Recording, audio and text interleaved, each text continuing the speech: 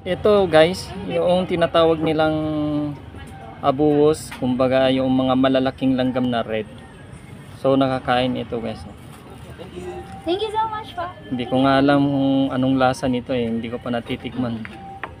Pero mukhang masarap. Ito yung tinatawag nila mga exotic food. Tama? Yes po. Yeah, so sa Philippines, ito yung talagang sa Abra, no? Sa Abra. Oh, sa Abra.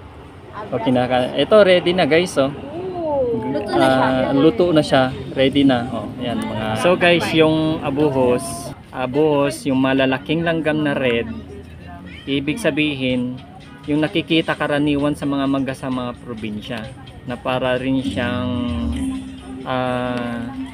bahay ng bee. So summer nila kinukuha. Ito yung exotic food in the Philippines from Abra.